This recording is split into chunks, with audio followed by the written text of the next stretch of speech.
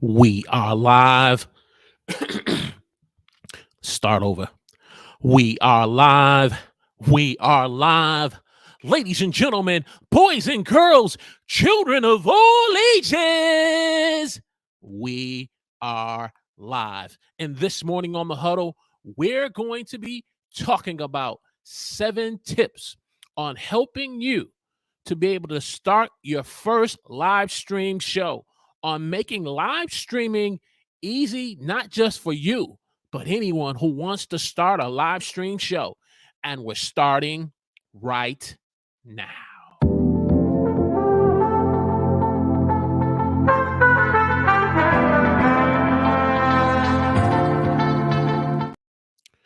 Praise the Lord, everyone. Welcome to the Huddle. I'm your host, Walter Strong. If you're new here and you want to broaden your reach, your impact, and income through online video, we welcome you to the show. And as we said this morning, we're going to be talking about how to make live streaming easy for you when you're starting your first live stream show.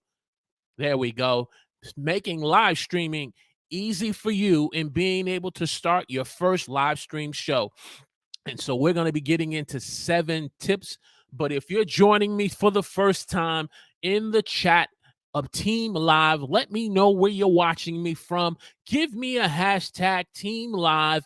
And if you're watching the replay of this live stream this morning, give me a hashtag Team Replay.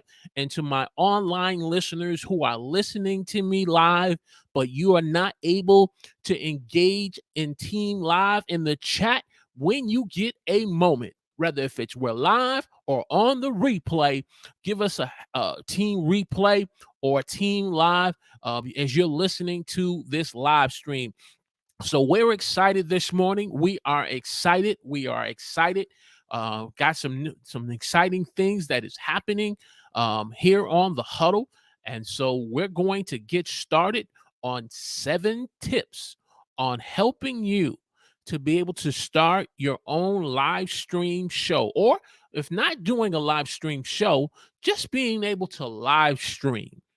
Being able to live stream and to go live on the platform of choice, whether for you, if it's YouTube, whether if it's LinkedIn or Facebook or what other platform you are going live.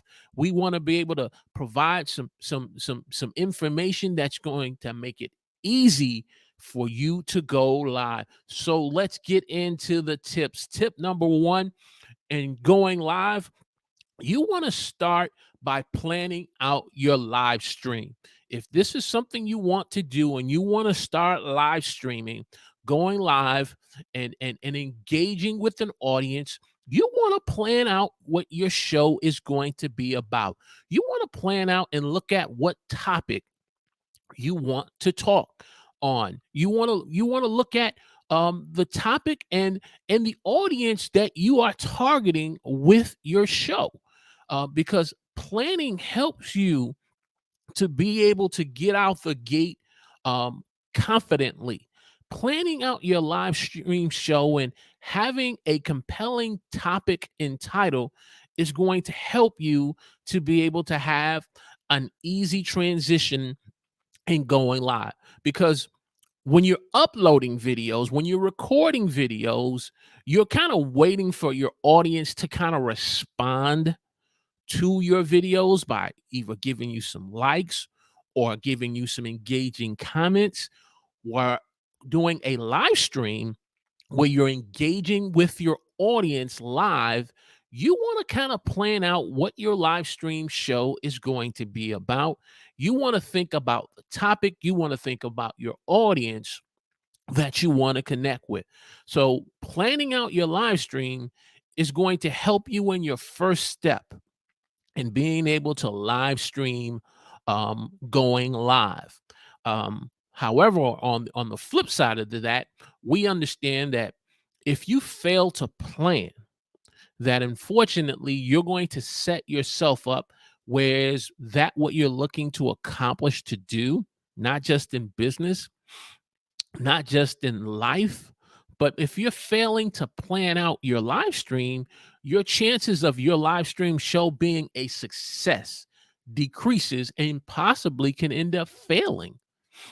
For example, if you are failing to, pick a topic or a particular trend that you want to talk about that's very popular and that's trending, then when people start coming to your live stream show, they're not really going to have an idea about what you're talking about, and then um, that unfortunately your failure to plan, you could start going on a tangent where you started in one area of a topic, and next thing you know, now you're on another area talking about something else, and you're ranting, and now unfortunately you've gone completely in left field, and you cause a disconnect with your audience. So you want to plan out your live stream to make sure that your live stream show is a success. And so before we go into topic number 2, we want to say good morning to some individuals that are joining us in the chat of Team Live. Oh, yes, let me get the pipes ready. Got to say good morning to my good friend, Tech Troublemaker. Good morning, sir. Good morning. I'm so glad that you're a part of Team Live. And if you are just joining us in the chat, let us know where you're watching us from. Give us a hashtag Team Live. Make sure you hit that like button by letting YouTube know that this is some content that you are enjoying. So we really appreciate it. So we're talking about 7 tips on making live streaming easy for you when you go live. And then after, we're going to get into the community live stream takeover. I want to bring the audience on and kind of get your feedback on your process and how you plan out your live stream shows. And if you're having some difficulty and if you have some questions, we're going to answer some of those questions for you. So get your questions ready. When we get ready to do the community takeover portion, if you look in the chat, there is a link there already there for you, so that when it's time to go and engage in the community takeover, you can click on that link. Let's get into tip number 2. Tip number 2, for your live stream to be made easy and to get you out the gate and having a strong live stream show, you want to schedule your live stream. You want to schedule it through either a live stream software like StreamYard, or you want to schedule your live stream through the platform you're going to be using directly, let's say YouTube, since this is what we're on. When you get ready to go live and plan out your live stream, you can go into YouTube or a live streaming software like StreamYard or some other streaming service that you may use, and you can begin to schedule your live stream and be able to let your audience know to be notified on the time and date when you're going to be going live. And so that helps and puts you in the best position for your live stream to be made easy and to be a live stream that's going to be a successful one. Also, scheduling your live stream gives you a couple of advantages on setting up your compelling title, filling out your description section. It also allows you to be able to schedule the time and let your audience know when you're going to go live. It begins to help you to schedule and to put your thumbnail in place, and just be able to, put everything into place. On top of scheduling your live stream, you can also be able to stream to multiple platforms if you're using a live streaming software like StreamYard. Now, this live stream is not it's not sponsored by StreamYard, but we do use StreamYard, and we appreciate some of the features that StreamYard provides us, like live streaming to multiple platforms like LinkedIn, like Facebook and YouTube simultaneously. But this morning, we're just live streaming to YouTube, to our Huddle community, those of you who are on YouTube. But scheduling your live stream gives you the advantages to do all these things, because when you don't schedule something, think of about if you need to, you want to go see the doctor, and you have some things you want to tell and talk to your physician about. Well, for you to be able to get your physician's full attention, for them to listen to what you have to say, you have to schedule an appointment. So if you want your full attention of the target audience that you want to reach, you got to schedule your live stream so you can get their full attention. As we see others joining us in the chat this morning, we want to say definitely good morning. Let's get down into the chat. We're using our new computer this morning. Okay, boom, that is tech. We got to say good morning to Podcast Creators Hub, my man, aka Ash Boland, all the way from London. Good morning, sir. Good morning. Glad you're a part of the Huddle team live this morning. And if you are checking us out along with Tech and along with Ash from Podcasters Creative Hub, let us know in the chat where you're watching us from. Give us a hashtag Team Live, and also click that thumbs up like button. Let YouTube know that this is content you are definitely enjoying. And if you're watching the replay up to this point, we want to encourage you to give us a hashtag Team Replay. So we talked about planning out your live streams. We've talked about scheduling your live streams. Again, I've heard one person say, what you schedule will get done. What you schedule will get done, because you schedule an appointment to be able to meet with your audience live. And so you want to plan out your live streams. You want to schedule your live streams. And on top of that, when you're scheduling your live streams, it gives you that time of preparation, especially if you're bringing on a guest, that you can be able to, work on some last minute things before you go live with your guest, or if you're just going live yourself, to make sure you're working on your run of show that you're going to be covering during your live streams, getting your opening hook set up and going live and greeting and engaging your audience, going into your content, covering 1 to 2 points, and then engaging with the audience live, engaging with the audience on the replay. Your run of show can be put together in the scheduling process. So when it is time for tip number 3, it's time to go live. It's time to go live, and you have everything set. You're ready to hit the go live button. You're ready to get into your opening hook. You do your intro, and you're ready to get into the content. Now, what I have learned from past live streams, you want to get into that opening hook. And if you are going to have some intro music, you want to respect your live audience. So you don't want to have a countdown timer that basically lets your live stream audience know as they're getting into the live stream that, hey, look, we're going live in 5 to 10 minutes or 10 minutes, and you have this long countdown timer. You want to basically be respectful of your live stream audience, so that when you go live, you have your intro music. And even if there is a countdown timer, this is me, my opinion, my humble opinion. You don't really want to have a countdown timer that's no longer than 120 seconds, because anything longer than that, you're going to probably end up losing people. They're going to end up getting, say, hey, look, I'll get back to this later. And though that may be their best intention to want to get back to you later, life may happen, circumstances may happen, or family issues may come up, and then what their intentions was doesn't end up being the result of what they wanted to do. So you want to think about, in terms of when you go live, your opening hook and your intro and countdown timers, you want to keep them in terms of countdown timers, nothing greater than 120 seconds.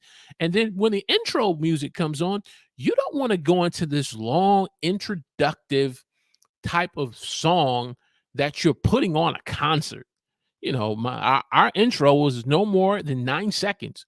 And then we get into the content. We say, ladies and gentlemen, boys and girls, children of all ages, we are live, and we greet the audience. And when I'm talking about greeting the audience, you want to greet the audience with some excitement. You want to greet your audience with some passion about what you're excited about, want to share and to talk with them about. Excitement and passion that communicates about who you are as a content creator and how you want to connect with them. You don't want to kind of come across and say, hey, good morning, folks. Welcome to Mr. Rogers' neighborhood. I'm so glad you're here. If you are enjoying the content, hey, click the like button. Okay, you do that to me or anybody else, you're going to lose them. You want to have some excitement and some passion about when it's time to go live. You are excited about going live and you're being yourself. Hey, if you are getting great value out of this live stream show this morning, as we talk about 7 tips on making live streaming easy for you when you go live, do me a favor. If you haven't done so already and you're in the chat, joining us for the first time or joining us while you're watching us live, giving us a thumbs up by clicking the like button, hit that share button. And if you're joining us in the chat and you haven't kind of made yourself known, we want you to know that you can feel welcome, wanted, and needed here. And we want you to click that subscribe button. So we clicked on, tip number 3. Let's go to tip number 4, engagement. Part of your live stream, you want to engage with your audience. As you're going over your tips, you want to engage with those that are live. You want to engage with those that are on the replay, even though you are live, but you want to create engagement with your audience. You want to create engagement by and acknowledging where people are watching you from. You want to create engagement by encouraging engagement, by letting people know how they're watching you. Are they watching you live? Are they watching you on the replay? You want to ask engagement questions where they can participate, such as win of the week. When we do our wins of the week, that gives our audience the opportunity that are live to be able to engage and share their win of the week. Another form of engagement, which we will be doing during the community takeover, is bringing your audience on and being able to share live on the live stream so that they can engage with the live stream show, have any questions answered that they want to ask, or share some tips and advice that they are experts in. You want to create engagement. Creating engagement helps your live stream show to be made easy, not only for you as a live streamer, but for your audience. Tip number 4. Tip number 5. Tip number 5 is you want to end your broadcast. Now, ending your broadcast, if you're just starting out, you just say, hey, look, I've gone live, ending the broadcast, but you don't want to overlook some next steps when you're ending your broadcast. You want to make sure you provide a call to action for your audience so that the next steps and them following up with you, so you can have a deeper engaging relationship online with them by having a call to action, maybe having them, subscribe to your channel and clicking the alert notification button, a call to action, maybe that they can get a free copy of such as our live stream checklist by going to our website. You want to create call to actions so that when you end your broadcast, you're not just having the individual stop and no longer watch any more of your content. You want to create a call to action and letting them know that after this live stream show ends, that there will be an end screen on the replay where they can go to the next video. So having end screens be using as a call to action, having some YouTube cards, bringing attention to that, that can be a form of call to action. You want to create next steps for your audience to go deeper with you. And so when you end the broadcast, don't just end the broadcast and say that's it. We're going to move on to the next live stream show. No, you want to keep your audience engaged. You want to keep them engaged. Tip number 6. Once you finally have ended the broadcast, you want to optimize your replay. And optimizing your replay, I believe, starts with working on your YouTube chapters. Going and working on your YouTube chapters, so that way you can give your viewers, your replay viewers, a positive experience in watching your content, because we are living in a very busy world. And sometimes as individuals, we may not be able to devote our full time and attention to a 30-minute or longer live stream. But if you have YouTube chapters, it allows the individual to be able to watch a portion of your replay in bits and parts and sections of it. And on top of that, by having YouTube chapters, you know, that will help, being able your stream to be optimized. Another thing you want to consider doing and optimizing your replay, as we said, is end cards and end screens. Along with end cards and end screens, creating YouTube clips. Yes, we have YouTube shorts, but you want to have YouTube clips. YouTube clips ultimately can, if a person enjoys that clip section of that live stream, it will help that individual to be able to say, hey, look, I now want to watch the entire live stream show. So you want to make your live stream easy, made easy for you to be able to go live and have a successful and enjoyable live stream for your audience.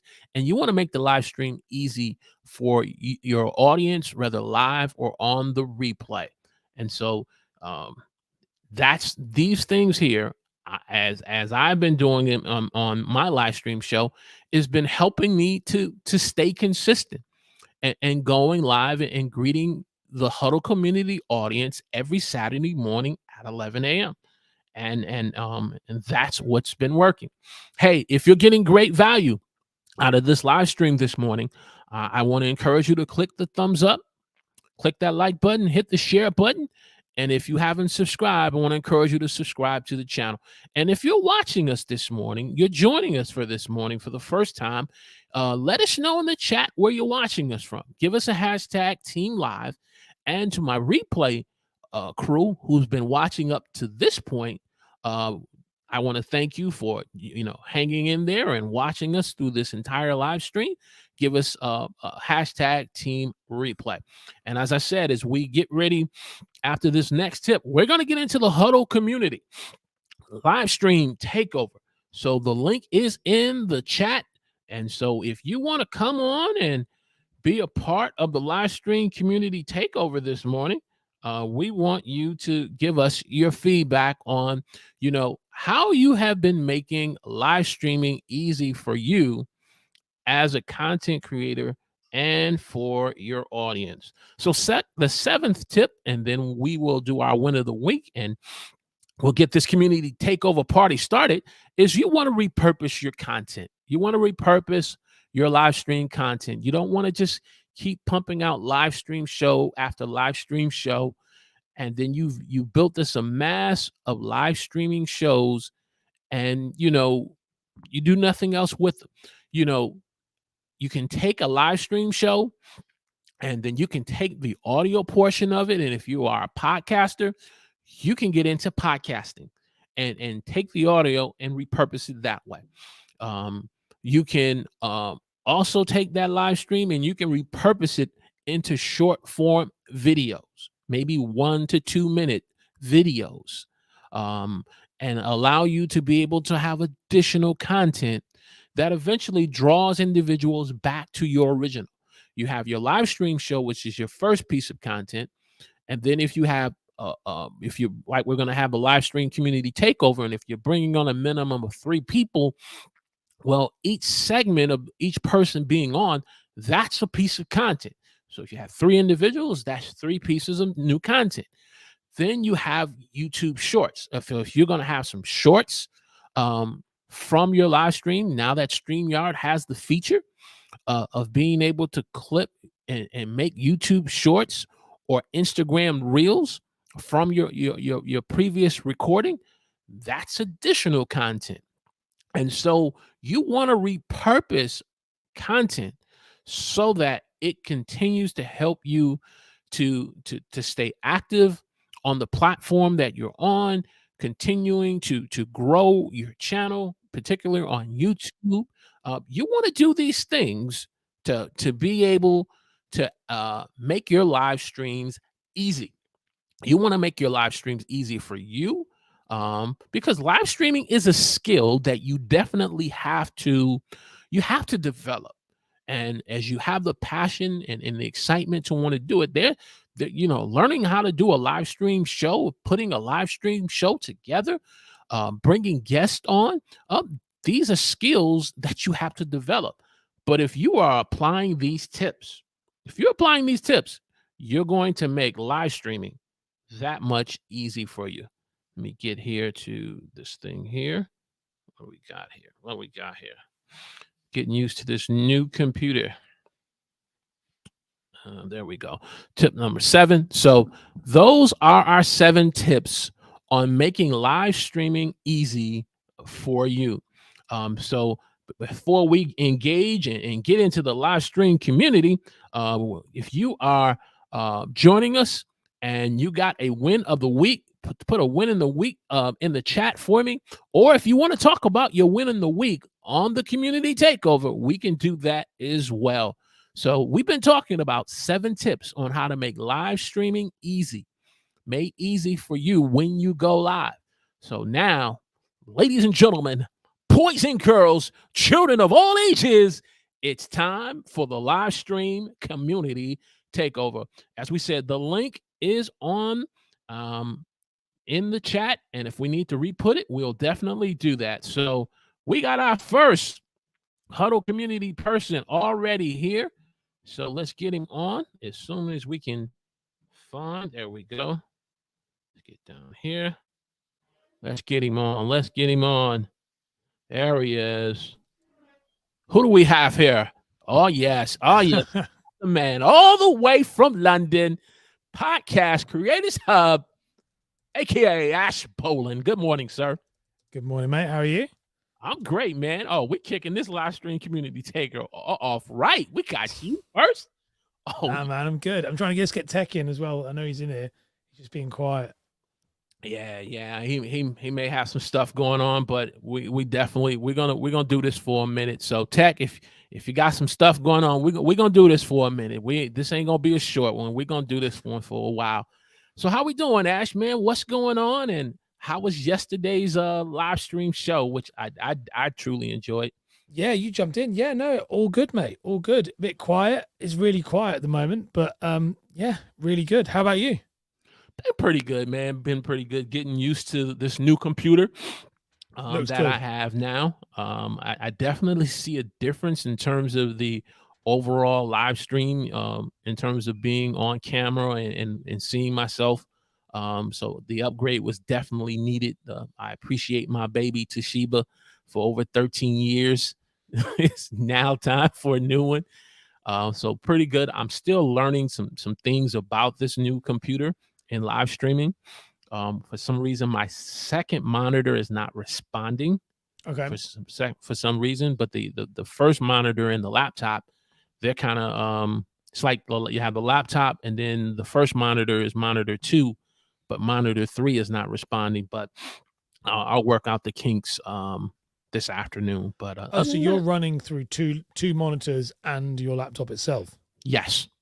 Oh, but the third monitor is not. And at first I thought was maybe that something happened that, I've had this monitor less than about a year, about $170. And I'm like, nah, you can't be down on me now. So I put the old laptop back on and it immediately clicked on. I was like, ooh, okay.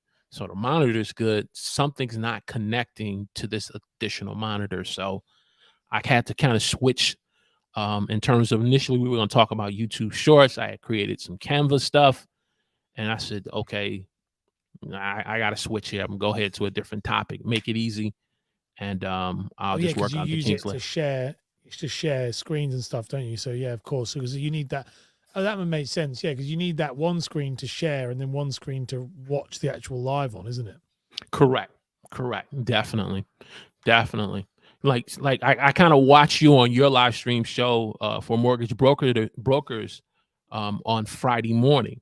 Mm. So tell us a little about your setup in terms of how what you're working with in terms of how you do your live streams and even with your presentations.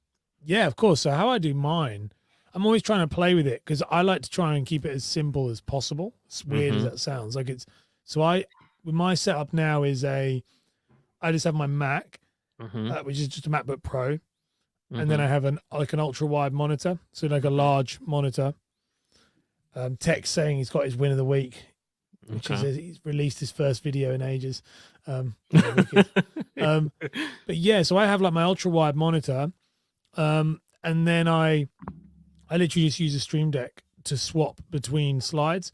So Mm-hmm. that's how mine is. Mine's very basic. I used to have all of the monitors and all of the different screens, but I find it's really hard to keep track of them all. You know, if you're doing I find when I'm doing the live show, Mm-hmm. because all my videos, or even my VODs, my video on demand on my channel, on my podcast creator sub channel, Mm-hmm. like even that, like that is that is still like that's all just shot in StreamYard. I shoot everything in StreamYard. Okay. So I find having a system that's really simple. So I just literally have a Stream Deck next to me, Mm-hmm. camera, one light, and that's it really. And with slides, I bring the slides in through the slide function. Mm-hmm. You know, on StreamYard, you got the present and it says share slides. I know you Okay. share a screen, don't you? Because you do a screen share. You don't share slides, do you? No, I do the screen share. So I haven't tried doing the slides, which some people say that when you do screen share, that can kind of impact the connection of the stream versus you doing the slides. But I really haven't really seen any true evidence of that. For me, it's just more easier just to do screen shares. Yeah. It's You know. I think it's pick which one works for you. Hmm. The pros and cons, the slides. The good thing about slides is it's very simple to Hmm. upload, and then if something goes wrong, as in like someone, there's no like mouse moving across it or anything like that, Okay. which is easy.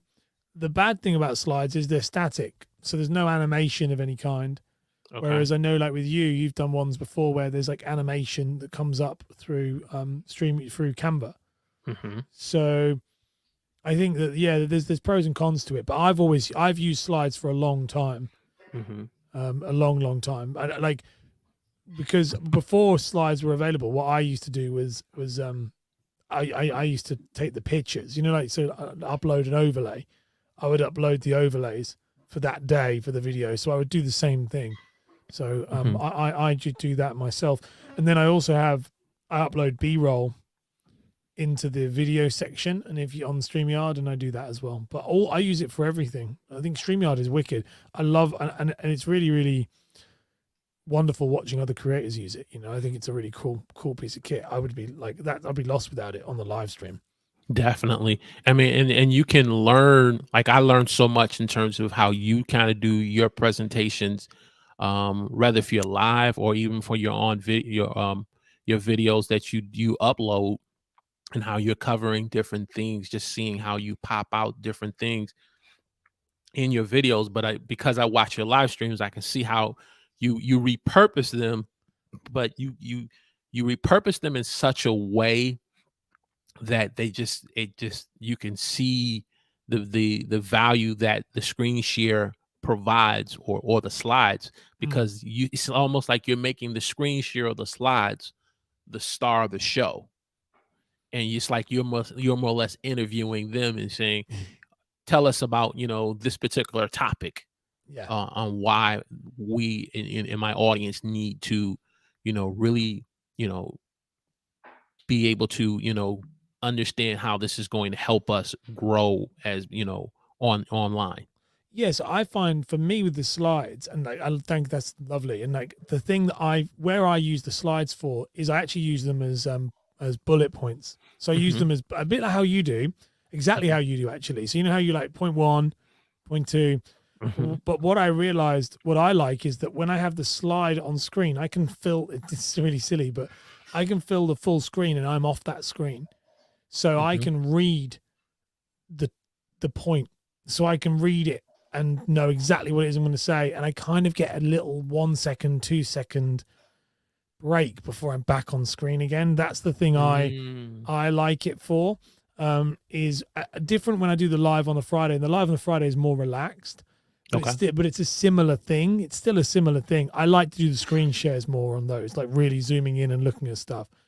But a lot of it is the slides itself. I use them as they're good to draw attention away from you. So if you're because I find sometimes if it's just me talking over and over again, I might not know know what to say at that point. Whereas Hmm. they just, and so what I do very much so is I have the topic, and then I have my, so like with yours, these 7 tips that were Hmm. brilliant today, and like I would like I plan it, and then I wouldn't think about what the next one is, and it's like dominoes then. So then I would when I press the button and it comes up on screen, that for me is kind of like the first time I'm seeing it, even though it's not because I've made it. Hmm.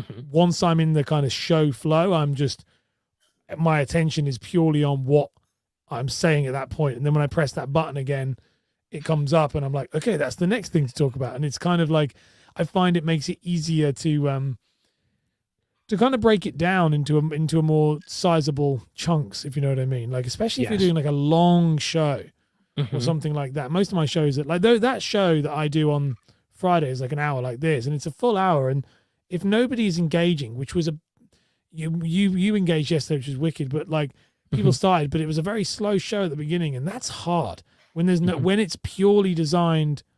Unlike your show where yours is designed, you always teach for the first 30 minutes. Um, Hmm. that show isn't like that, and that's very hard. Hmm.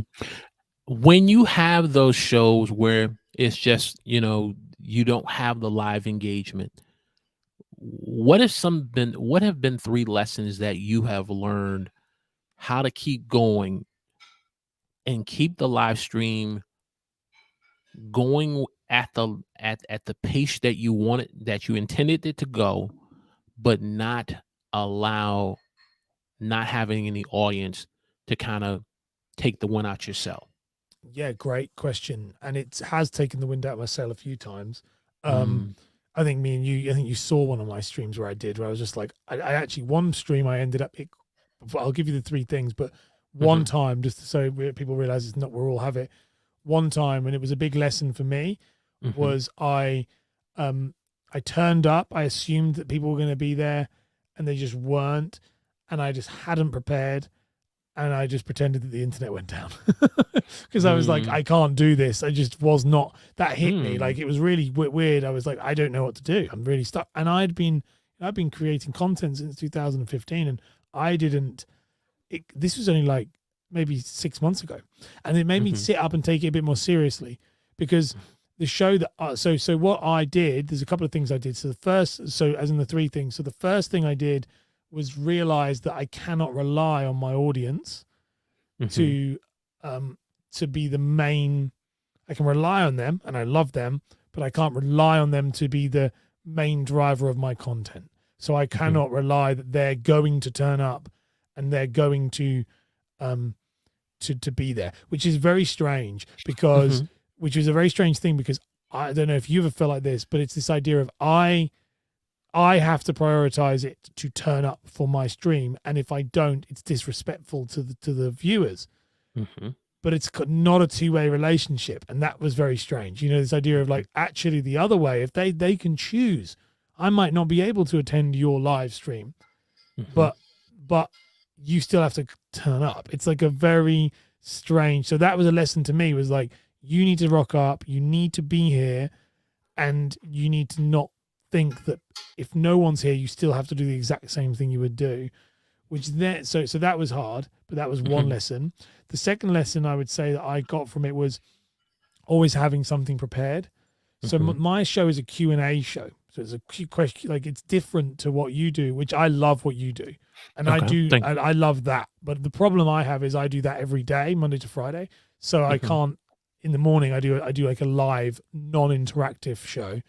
So I can't do a live long form educational show because it's no different than the other 5 shows I do. So that's purely Q&A, but that doesn't mean that people are going to be there to ask questions. And an hour is a long time. Now you're a wonderful, I can always rely on you in some ways because I know you're going to rock up and do a question, which is wicked. And it makes my day because it's like, oh, great. And also you'll probably find this with yours when the questions start to come. Once one person says it, more start to happen. But the first person to ask that question is hard. So what I did was I went on to the AI ChatGPT and I asked it, give me the 50 most asked questions about content marketing for mortgage brokers. And then I got the 50 most asked questions for content marketing, for personal branding. I've got like 300 questions and they're all in there and they're all just on StreamYard loaded in, like on a banner, each individual one. And I just work my way down that list. And so that way then the video, the live is still it's still a Q&A, but it's just answering, it's an FAQ really, a frequently asked question, as opposed to the specific Q&A. And so that was really helpful. That was the second one. And I guess the third one is I say, I don't know what the third one would be, to be honest. It would be, I don't know. I was thinking like that's it. Really is that you say, don't be prepared and then and then have those questions. And that question thing was quite clever. It's really helped because now I can answer questions. And then what normally will happen, and I don't know if you've had this with yours, once I bring up a topic and talk about that topic from the questions list, people might ask and often ask questions about the topic I'm talking about. So then it can, it's just getting it to move. So it's quite daunting. It was very daunting, but I kind of love it now. Like there's a lot of adrenaline, and some weeks, and you know this, Walter, sometimes when the stream is like, when the chat is popping and things are going off, like it's exciting. Like it's very exciting. And almost like an adrenaline rush. You're like, oh yes, now I'm getting engagement, and you kind of feel like I'm doing something right, but you were doing something right the whole time. Yeah. You just had to kind of embrace that learning curve and I'm still embracing it because I'm learning to understand that when you have live streams like this morning, I have to view it as a dress rehearsal. Yeah. It's a dress rehearsal. I am not in front of 80,000 people going live as much as I want to be in front of 80,000 people watching me and getting having moderators and put in the chat. But the truth of the matter is we're at a stage where you're going to have those dress rehearsals. And that means you can work on some things, you can change on some things, you can improve on some things while you're in obscurity. Yeah. And when the time comes for you to be visible and made known to everyone, you're not doing that live in front of a big audience. And so I try to see that as that. It's the right way. It's hard. I think it's really hard. Like, especially if you, I don't know, it is weird. So like you say, when it comes to those really great ones are brilliant. And then when there's no one there, or like, it sounds so silly, but like when there's no one there, but like with mine, I normally have about, on a bad day, That's what I mean. It's a bad day, and it's like I'll have about 15 people there. The hardest bit is when you see the number in the corner and no one is talking. Right.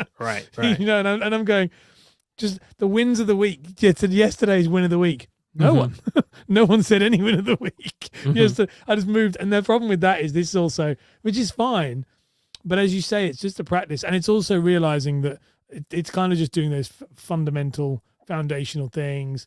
You know, and you just don't know. Like the mortgage world, for example, like sometimes where I work, like with what I'm in, like if they announced a rate change on the Thursday morning, Friday is no, they're not hanging out for an hour on it. Like that is something I've learned that. Like when they announce that the rates change as in the government rate changes change every 6 weeks. So every 6 weeks I get a very dead stream where there's nothing, because like no one's turning up because they're too busy dealing with the chaos of interest rates changing. So there's different things that you just kind of get used to. But that has just taken, it just takes a bit of time. Definitely. Hey, we are talking about 7 tips on making live streaming made easy for you, live stream community takeover style. So if you are in the chat, first of all, let us know where you're watching us from. Give us a hashtag Team Live. And then 2, if you got a camera, you got a mic, and you got some quality light, hey, there's the link in the description where you can be a part of the live stream community takeover and come on live, share with us your thoughts about you doing live streaming, what questions that you have. Right now, we're talking about, how do you live stream when you don't have an audience? What practices should you be using? So link is in the chat. Love to have you a part of the community takeover. Another thing, Ash, talking about in terms of when you have to live stream when there is no audience, and I was on Florence's live stream community roundtable. One thing came up was the importance of understanding sometimes there's someone there and they've been there for months, but they never make themselves known. They subscribe to your channel. They may even watch some of your videos or some of your live stream videos on replay, but they never, ever, ever for a period of time put anything in the chat. Yeah. I just signed a client last night. At the end of the day, he's signed up this morning, and it as for the email, and it's a high ticket coaching client. He found me on YouTube. He said he'd binge watched all my videos. Never heard of him. He said, I watched you live. I've seen all your videos. I found you on YouTube in a hyper niche. This is a very expensive deal. It was a very lucrative deal. And I had never even heard of him. So the power is very real. It's real. Very well. Tech, I'm going to bring you on in 1 second. 1 second. And the simple fact that you end up signing that client, I can only imagine the days where you probably said, "Nah, I don't want to go live this morning." Had you would have given into that urge, the possibilities of you landing that client where you could help transform their lives, that could have been a missed opportunity. It really is. This client is from a different country. It's from the Czech Republic, and they have the opportunity. This opportunity is very exciting because it's an opportunity to be the first in his country to do what we all do. And so that never would have happened. And the way I look at that for any creator, and I say this to clients and I say it to myself, is what I do today, everything I do today is for a year's time. So everything I'm reaping today, you reap what you sow, and everything that I'm reaping today, everything that I get today, every client, every engagement with someone like yourself, or like you leaving a comment for me, and our friendship was forged a year ago. That's why you make comments from our relationship of a year, probably longer actually, to be honest. Yes. And it is one of those things where that's where I look at now. And I think for all creators to think about that is what you make today. Don't get disheartened. And that's where the live, like I try not to get disheartened on it, because I know that it's not for today. It's for a year's time. The person who sees it today, Florence, is an amazing example for you with this. I want to get Tech on here. All right, let's get the troublemaker on. Let's get the troublemaker on. Tech troublemaker. What's up, man? What's up, man? But before I let you run started, let's get the live stream productivity There we go. queen on. Okay, there Now we the go. room is now the room is Now right. the room is set. Hey, if you're just joining us, this is the live stream community takeover. The community is taking over the Huddle show today. We're talking about 7 tips on live stream made easy. Or is it easy for you because you don't have an audience? And what do you do? The community is here to teach us. Tech, talk to us, man. Talk to us. What when there is no audience for you, what are 3 things that you are doing? What lessons are you learning to keep live streaming? Well, the first answer is stream like everyone's watching. Okay. Whether there's anybody there or not, there's somebody's gonna your goal. My second goal is to make sure I'm giving my audience value. So even on replay, my video is going to be valuable to them. It's my hope. That's my goal every time. And then just try to keep it interesting. Try not to no dead air, so to speak. Just kind of like radio DJs. You can't have your dead air. You got to fill every spot. Just for me, I do a lot of pattern disruption attempts. I try to change scenes. There's a lot more stuff I could definitely do to definitely kind of keep people's eyeballs on the screen. And that's something I'm trying to get focused on right now. So that's where I'm at. That's where I'm at. Okay. So let me ask this follow-up question. You again, you want to live stream as if you are live streaming to a full audience, but you see 0 in the counter. And what have you been able to do to overcome those days where you just don't want to hit go live because you don't want to experience 0 again? I have a goal of going live every Tuesday night, no matter what. And I have maintained that. There's only been 2 exceptions. I was traveling. Even one night when I was traveling, I just went live from my phone. I am going to go live on Tuesday night at 9 p.m. Eastern every Tuesday, no matter what. It's all about being consistent. It's like that TV show. Man, I got to get on. The TV show is going to be on at a certain time on a certain channel, and I want to make sure it's on because I want to watch it. And so I'm going to go. I'm going to go live, and I get such a thrill out of going live that for me, it's worth it. And when I get feedback after the fact from like Team Replay, it's worth every moment. So that's where I'm at. Great, man, great stuff. Florence, how we doing? I'm doing good, except my time is off and time change hasn't even happened yet. Okay, that's all right. That's all right. You got to taste a little of lose an hour. So yeah. I guess that's your practice time, right? That's my practice time. When does that happen for you? Is that next week? That's this tomorrow. Weekend. It's tonight. Tonight into tomorrow. Oh, that's going to throw me because because now I'm going to have to do 3 p.m. for you. Okay. That catches me out every time. I won't be here for next week's stream. That's what will happen. I'm like, oh. Yeah. Good morning, Huddle community. Or morning, everybody. Well, it's not morning for Ash. That's true. Afternoon. It's late. It's nearly dinner time. Right. Yeah. Okay. So you've been live streaming for a moment, and you've had those opportunities where you're live streaming and there is no one watching the live stream. Tell us some of the lessons that you've been learning to be able to keep your live stream going and engage an audience, though that audience is not there yet. What are some of the 3 lessons you've learned?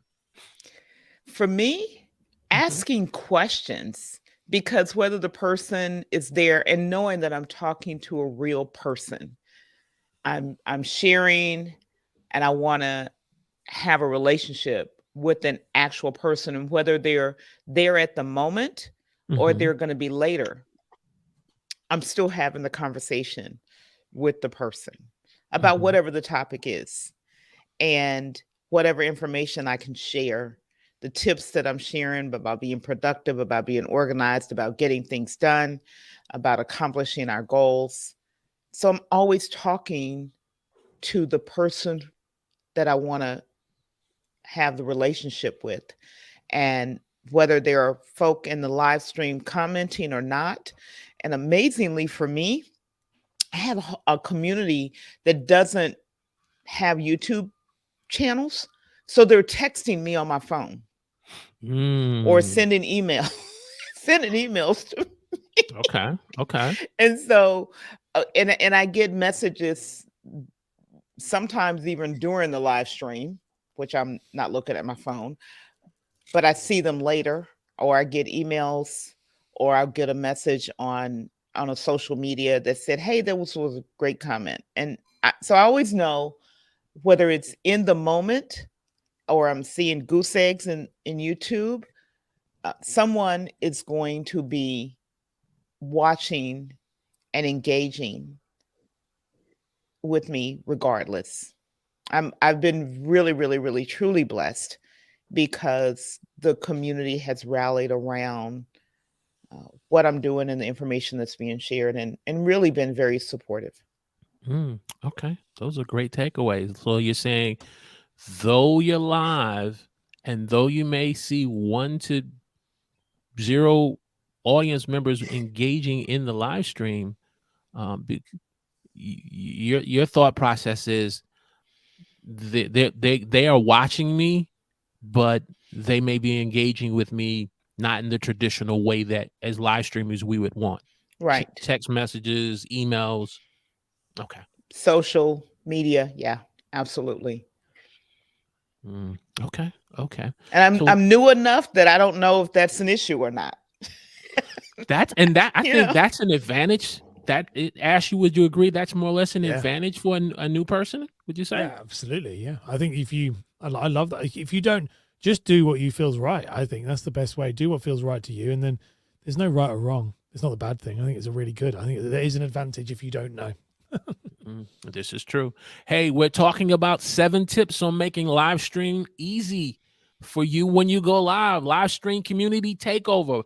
If you're joining us in the chat, let us know where you're watching us from. Give us a hashtag Team Live. Click that like button if you're checking us out. Even if you're working in the gym, working out, or working out in the kitchen, preparing a meal for tonight, give us a thumbs up.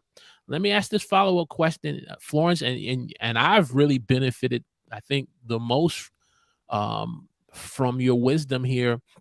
When you're live streaming, but it's not that they're not there. They're there the whole time. The audience or that person is there the whole time, but they're not engaging in the chat because right now you're in a research or learning phase about the person that you're watching, and you feel that there is an appointed time where you will make yourself known.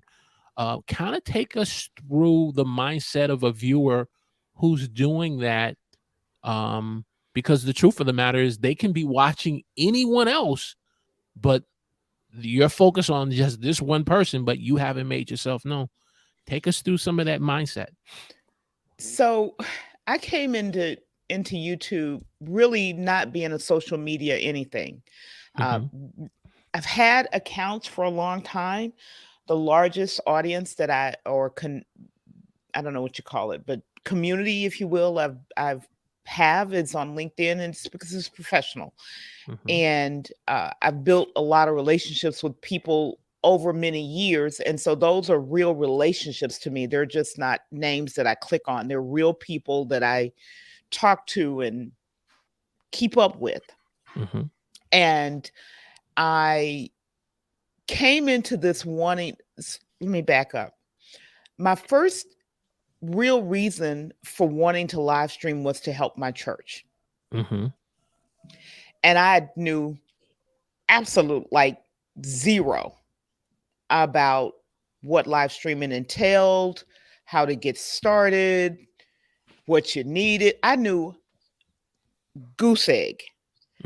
And I started researching, what is this thing? How do you do it? What do you need? Where do you go? All that stuff. And over time, you start doing the proverbial Google, YouTube University searching. And I came across Ecamm,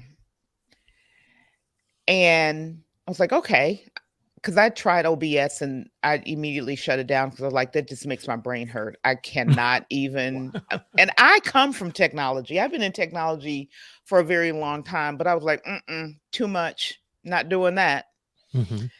And came across Ecamm. And so I started finding people. So I was really searching for how to do this thing that I didn't understand at all. And through that started noticing names, and I would just go check. I'd hear someone's name, someone's channel, I'd go look at it. And I don't remember, somehow, I cannot to this day tell you where, but I heard your name and I did that. I heard the name Walter Strong and I was like, okay, let me go see what he's talking about and how he's doing this. And I was hooked. I wasn't overwhelmed. I didn't feel like I needed to know everything. It was just for a person like me who did not know a single solitary thing about live streaming, about video, about using cameras, about microphones, about anything other than being on stage. So I just started watching. And then I noticed people in your community. So I started watching. And I watched and I watched and I watched and I watched. I didn't say anything. I didn't let anybody know. Ash, Roy, you, Auntie Denise. I didn't let anybody know I was there. The first time I commented was when you made a comment about it was your birthday. And I just simply, I had absorbed so much from you all at that point that I wanted to just acknowledge that your family was recognizing you for your birthday. And that was my first comment ever to this. I was scared, y'all. I was so scared. I was like, they're going to think I'm an idiot. Okay, wait a minute. Let me stop. When you say, first of all, to have the moment in time pinned where you can go back. So I'm assuming we're talking August 11th, 2022, right? Because it's been under a year. But you said the fear of engaging in the chat, was it more or less because you're new, or just is there a fear for some people to? Well, I'll say for me, it was a fear of like, is there some special language I'm supposed to know? I have no idea. Again, remember, you're talking about somebody who didn't know anything.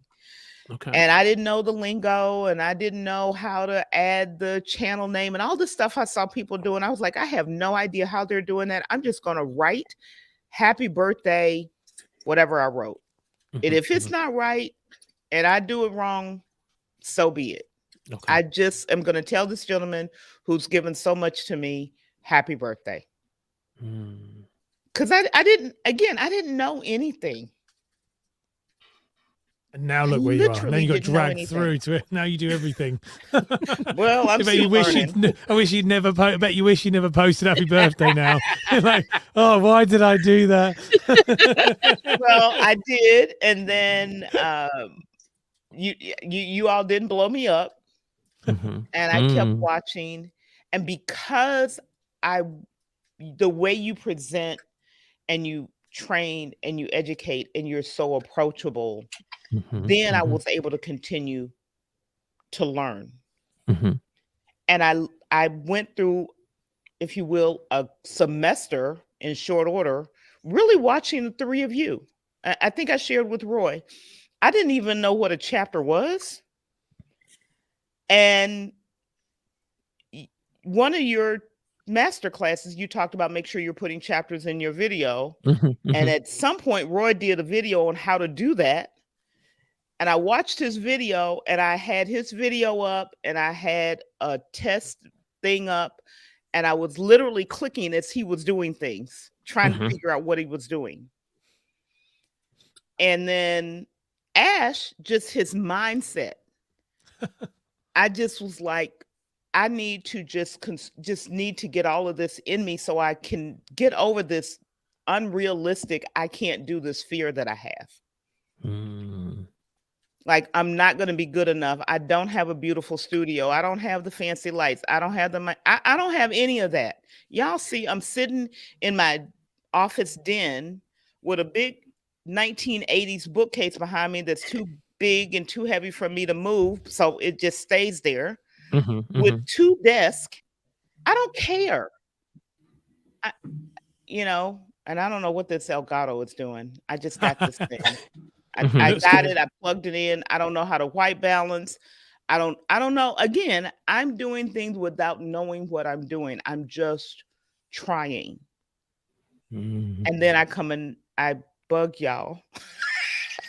Okay. I ask y'all questions like, what am I doing wrong? I don't know what to do. But that's really it. I just, and I said it very early on, the best thing that a person can do if you want to jump out here and learn how to live stream or do live video and do production is connect with a safe community of people who know what they're doing, who will embrace you and support you and won't make you feel like a complete idiot. Because you don't know what you don't know. That's right. That's And right. so that's really has been and continuing to be my journey. Each time I make a mistake, last night I didn't mute myself for the first time. I'm like, okay, that's progress. Oh, major progress. So I'm like, at this point, I'm just going to continue to learn, and each opportunity is to learn something new. You just have to take all the mute buttons away from yourself, and it's fine. I don't have any mute buttons on my desk. I cannot mute if I wanted to. I'd have to just unplug the mic. I just deleted mine because I did it this morning on a video. I was making a video for this channel. I actually did. It wasn't mute. It was the camera off button. And I was halfway through the video and I don't edit because of that. And I was there and I went to press one of the buttons, which was changing the scene, and it just camera went down. And I was like, oh. And I literally went to Stream Deck and was like, just delete that button. I have never used that button. It's not needed. Why is it there?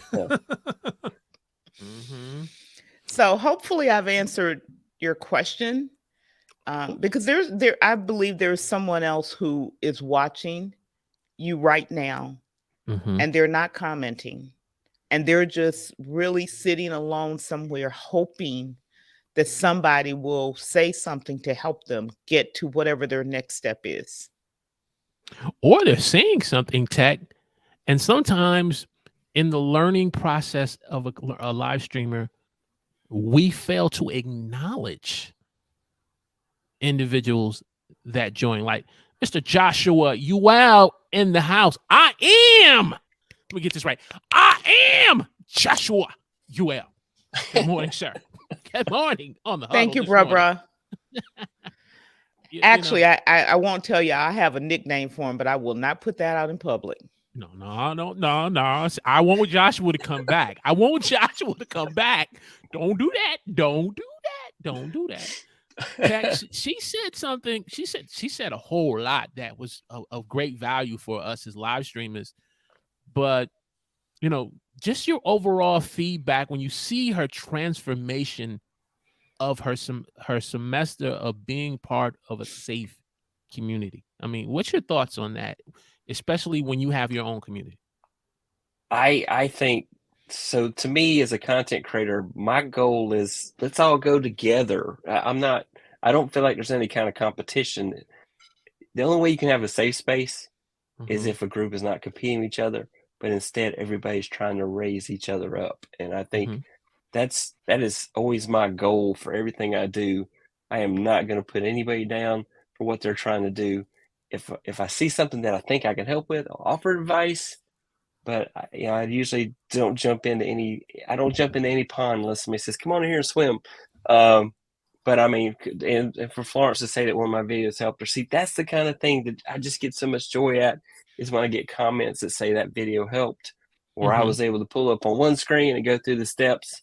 That means I did a good job with that video. Even if that video doesn't get 1,000 million views, the fact that video helped somebody, it's way more important to me than whether I get 1 million views on a video, because that's what I'm going for. And Florence has progressed amazing. She has moved along so fast, and she's, really good at interviewing, and she has so many guests coming on her show. And so I'm just very proud of her, Florence. I think you're doing fantastic, and just keep up the great work that you're doing. Yeah, plug. You want to check out Thank you. her roundtable live stream discussion replay on Equip Institute YouTube channel. 3 strong Black men talking about content creation, talking about, business, entrepreneurship, and more. You want to check out, because this woman is truly a bridge who knows how to bring people together with her platform. So you want to check that out. Plug. So can I plug? Because I'm go ahead and plug. Woo! I'm so excited.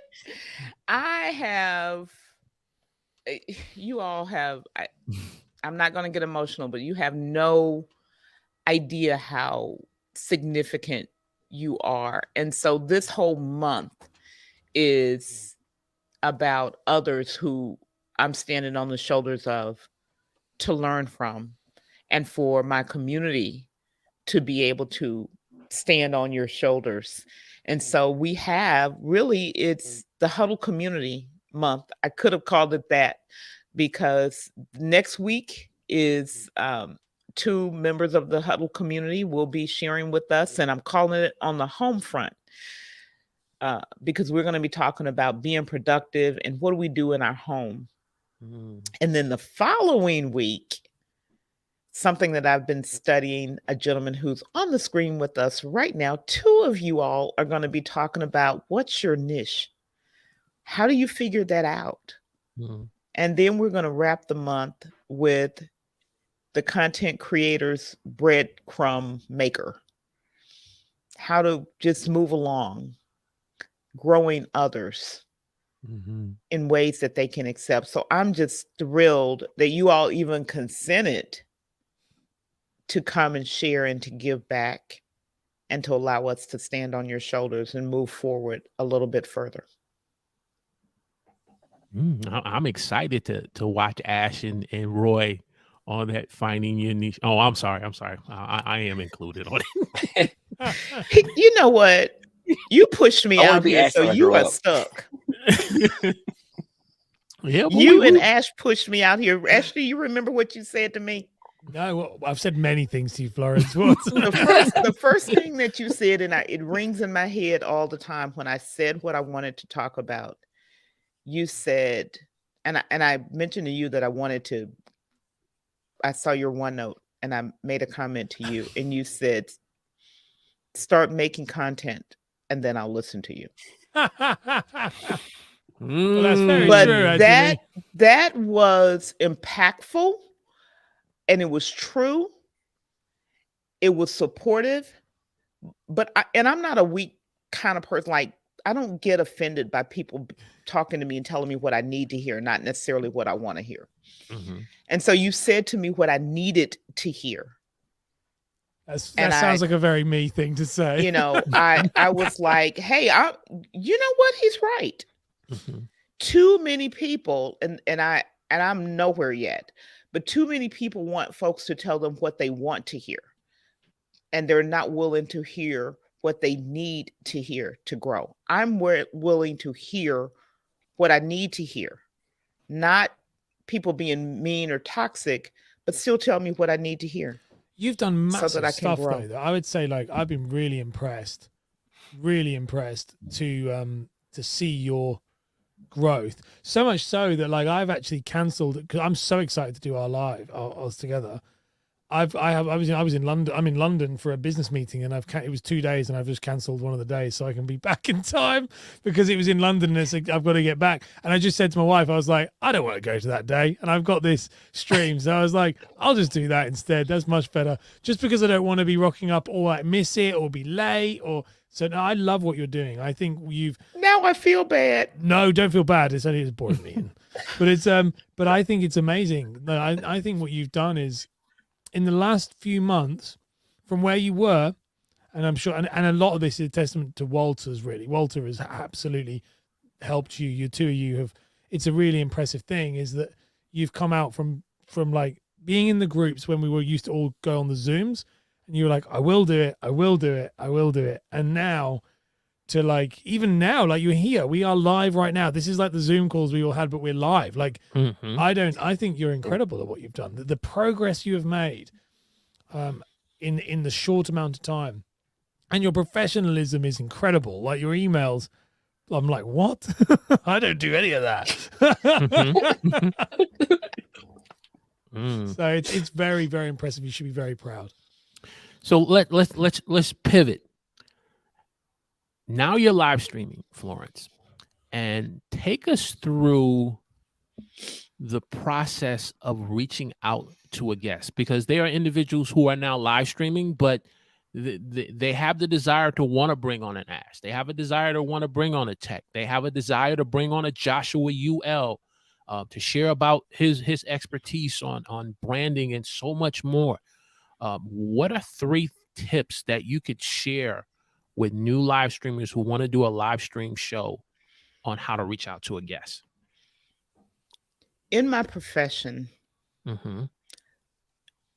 90% of what I do, if not more, is communicating with people.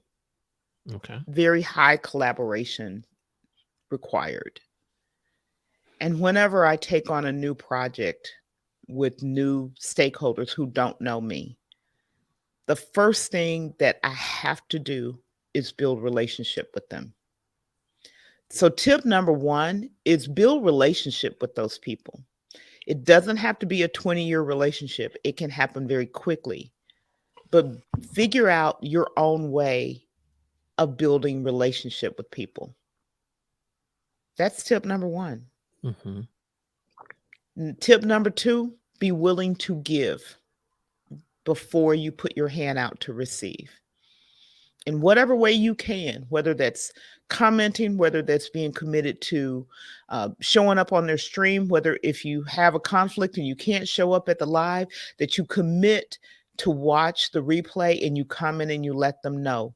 Share their material with others who they want to reach, because each of you have a specific audience and a specific set of people that you're looking and expecting to help.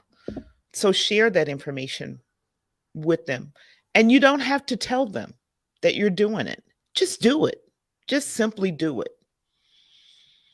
And number 3, be kind to people.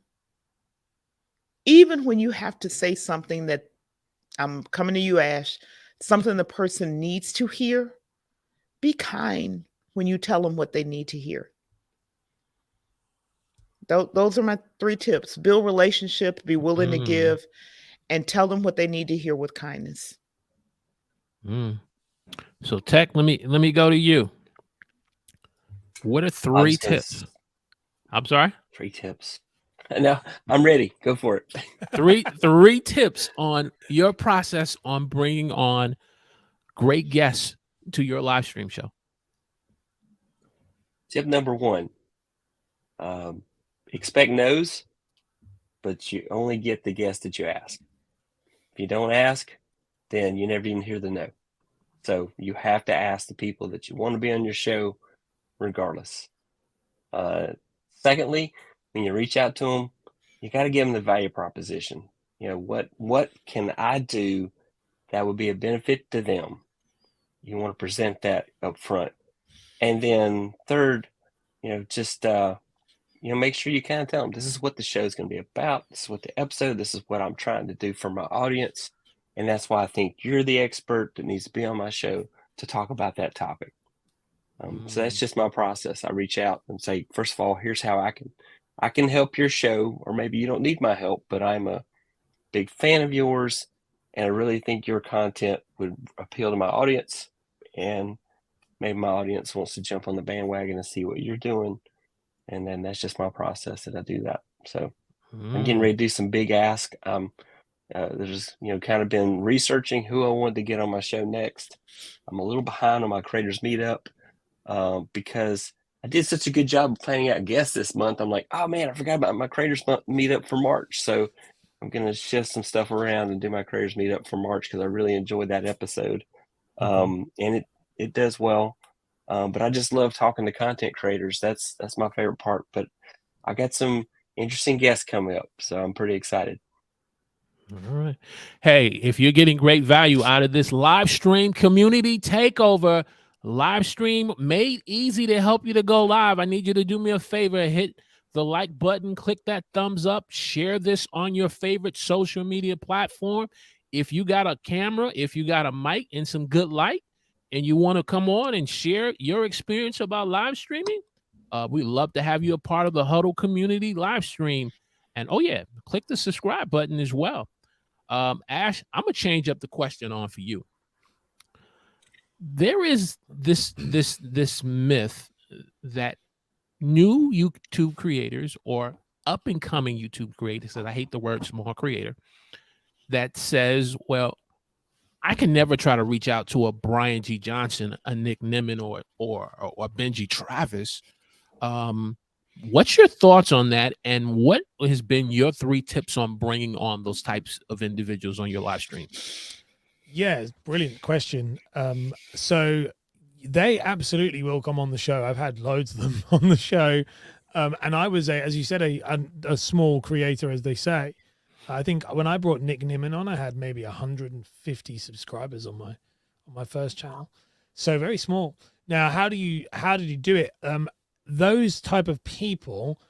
So really, first of all, I think the big thing to remember is those type of people are no different than me and you. They're normal people, and I think that's the first tip. Is that sometimes we can think that they're like superhuman, and they're not. They're just individuals who have, one, done it longer than you have usually, and 2, have just figured out a few things that you are not yet on the journey, haven't, you know, they're just at chapter 10 and you're at chapter 1. So the first thing I think with the tip is to superhero them in your mind and realize that they're normal people. That's the first tip. And the second tip then on top of that, though, is kind of counterproductive to that one, which is realizing that they are very busy people. So, and you know this because you've had Benji on, which is very good, which was, they're very busy individuals, and they get asked by lots of people all the time. So you have to be different. And so unlike the kind of middle rung of creators who will jump on any show, which is fine, you've got to go through those phases, and that's good. That's the best bit, to be honest, because when you meet new people, that's the fun bit. But those type of people, that they have to be very picky. So you have to think, what is it about, what value do you bring to them? Because that's what they're looking at. I had a guy come on my show called Philip Van Dusen, who's a friend of mine, and he's got about 250,000 subscribers now. He's friends with Roberto Blake. And I've known Philip for many years. And to be honest, Philip was my in to many of the others because I've known him for a long time now. And he used to talk this thing called the content mafia.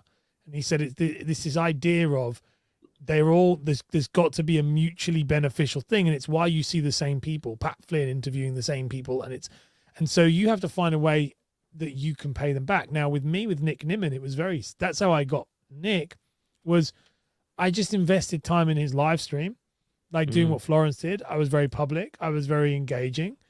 I joined his membership. So I paid, I joined his membership. I was paying $5 a month. If you have to show them that you're invested in them. And then when I reached out to them, what I did with Nick, this is very up Florence Street, you would get this because it's very you, is that I wasn't going to reach out to him until I knew, 1, he knew who I was, 2, that I had some mutual third-party connections that he would know, and then 3, that I'd given him something in return. So when I finally reached out to him, I said, "Hi Nick, I followed you for a while. You've probably seen me in the chat. I'm a member of the Illuminati. I am good friends with Rob Balasabas from TubeBuddy, and I would like to have you on my show. Would you be up for it?" That was a much harder thing to say no to, because it's like you're a real person with real connections to real people who he knows. So that's the big thing. And then the third tip for that is, once you've done it with one, that can work with many others, because, and this is funny enough, how you got me on, how you met me, Walter, was you were like, you messaged me and said, hey, would you like to come on my show? We've had people like Benji Travis on the show, and would you like to come on too? And I was like, absolutely I would, because it's Benji Travis on the show. Obviously didn't know it's going to spark up a great friendship, but the reality is those names bring with them credibility. And so once you start getting a few, you know, in the end, I would send it's a snowball effect. So if you want those big guests, they're very possible, but you have to nurture one. It's probably going to take you about 12 weeks, you know, really spending time. I would spend 4 hours every Saturday with Nick, really question, a couple of super chats, because they are worth money. You know, their time is money. And after that, then you craft up an email that says a message to people, and you say, hi, this is my show. I've had people like Nick Nimmin, and then it ended up had people like Nick Nimmin. And then when you get an email, if you get an email from someone saying, hi, we have a live show. We like to go live every week. And we've had guests like Nick Nimmin, you know, Loria from Live Streaming Pros, you know, Owen Video, Brian G. Johnson, Daniel Patel, like, and all of a sudden the list goes down. Their ego won't stop them from getting. They'll be like, yeah, add me to the list. And that's how you do it. But it really starts by treating them like humans, I think. So yeah, that is a way. And that's what you did to me, Walter. Very clever. It's a very clever thing. It's a similar, you've had some big names as well. And I think that's the way to, I've moved away from it though now, because I don't think it brings much personally. I think that I've got more from chatting to you, Florence, in regards to this than I do from speaking to I absolutely love Nick, and I now have spoken to him quite a few times off air and on air, and nothing he's going to say on your show is nothing he hasn't already said on his 800,000 YouTube channel. This is the bit that's different. But what Florence has just said is something that is very unique to you, that the person who needs to hear that. Similarly with you, Tech, you know, similarly, like the lower level, as in me and that thing, the lower level creators are the ones who are more closer, relatable to the people who actually watch it. If they're gonna watch Nick, they're gonna go and watch Nick. If they're gonna watch Pat Flynn, they're not coming to the Huddle to watch you interview Benji, are they? They're going, I have watched it many times, but like, they're not. They're going to go to Benji's channel. So I think sometimes that was a brilliant, like that third tip, adding on extra tip was, remember that like it's not as great as you think it's going to be. Actually, just interview people you like. And if you like them, great, but it's not going to get you more views or downloads or anything. This is true. But at the same time, you're building your credibility, and you're also bringing someone on where they know that you're bringing them on not because you're trying to get something from them, but you're bringing them on because your desire and passion is to add value to what they're doing and what's working for them at that time. And so you're definitely spot on. You're not approaching them for the purpose of, okay, he has over 1 million views, he has over 100,000 subscribers. That means if I bring him home on Saturday, if I market this and promote this for the next 4 months, I could probably get 10% of his subscribers to subscribe to my channel. And by no way, people don't like it. And one thing that I learned from you, which I did with guests, and I learned this from you. I mean, you might even know what I'm going to say, which was when you took the heavy lifting out of when you interviewed me like the third time or something. You said I want you to talk about these 5 tips, and you gave me what you wanted me to talk about, and I didn't. I remember joking, you saying I didn't like it. I was like, you're not going to tell me what to talk about. I'll talk about what I want to talk about. But at the same time, like after I did that show and I was like, this is great. And I think that's the thing that a lot of, you know, like Nick said to me when I interviewed him was like, he was like, what does your audience need? And I'll tailor it to them. Because that's the bit, the mistake is that oftentimes we get them on the show and then it's like, tell me about how you got into YouTube. Tell me how you did. And what they want is like if I brought Nick on now, but like, how can mortgage advisors, or that mine is now podcasters for my really YouTube channel, is how can podcasters use YouTube to grow their, and then he'll go off and he'll talk about all these other things that might not be on his channel because it's super niche. but and I think that's a mistake and that was something you did for me that I was like, I've never thought of, because you put me in the kind of the play area that we're going to play. And this is the sandpit. Stay in the sandpit, but you can do what you want in there. But we're going to keep staying. And every time we tried to talk about something else, you were like, no, we're going to stay on topic and stay doing this. And that, I reckon, on a podcast live show, that puts you in probably the top 2-3% of shows, because most shows are just, oh, I'm just going to talk about this thing now and this thing now. And instantly you look more professional if you're like, I want 5 reasons why this is the problem. Man, spot on. Go ahead, Tech. I'm just going to say, I so agree with that. If the guest doesn't help your audience, there's absolutely no reason to have that guest on. Maybe I could get somebody, I don't know, maybe the president's going to be on my show, but to what benefit? How's that going to benefit my community? He doesn't know content creation, or maybe he does, but who knows? But, it's just getting somebody on to just kind of boost your channel is a waste, because you're not going to get any views afterwards from anybody that follows you, because that person's on your show, unless what they're talking about matches your content exactly and benefits your community. All those videos I did, all those interviews I did, all those audios, all those podcasts, they're all unlisted. They're not even public anymore. No one once you realize, because I just went on a collection of, I want to speak to everybody, and it was the same thing. They're all unlisted. There's no real value in it unless you have specific people, which is what I love as well, Florence, what you're doing with the specific themes and Black History Month, and it's very good to do that, because there's a real reason behind it.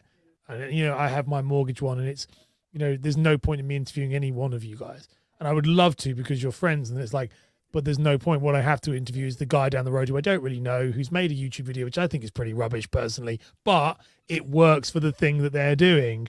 And so that was the realization of like, who are you trying to help? Is it for you or is it for them? And if it's for them, if it's for the audience, you kind of have to get out of your own way and talk about what's relevant to them, or bring guests that are relevant to them. That was the biggest problem I had with the mortgage one.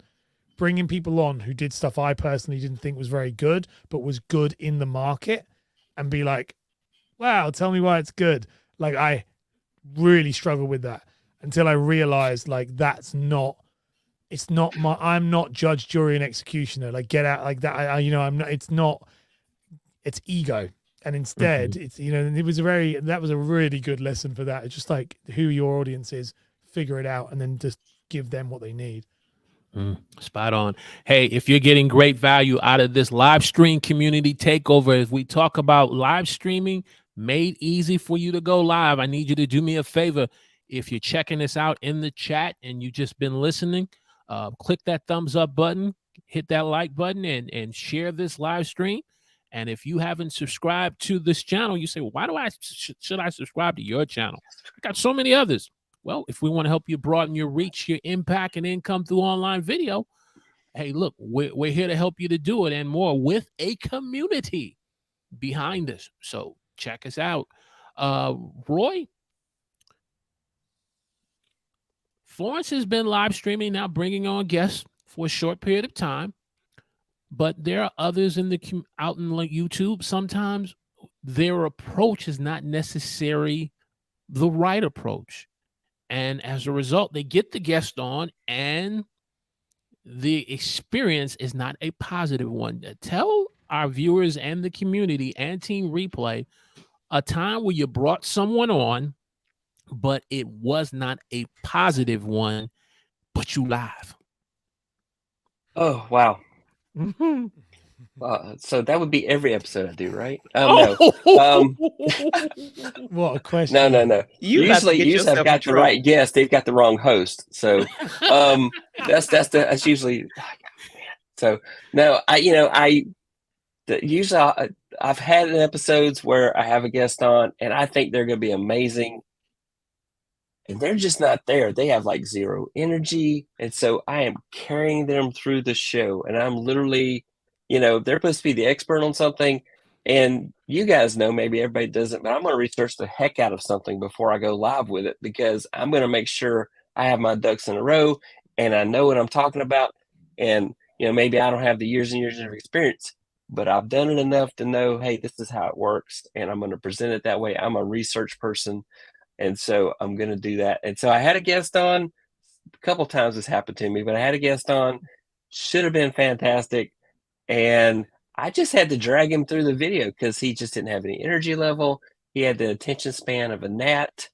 It was just, so, I mean, I felt like the episode turned out okay, but then there's a couple times where I'm the problem. Sometimes my energy level is so high. I'm so excited about the topic that I've already researched the heck out of it. So like I'm asking questions sometimes where I already know the answer just to get them to talk.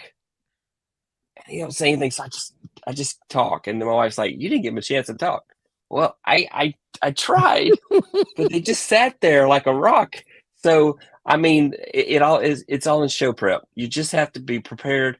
And when your guest isn't who you thought they were going to be, then you just do your very best with it. Or if they keep going off topic, which happens also, I try to drag them back on kicking and screaming.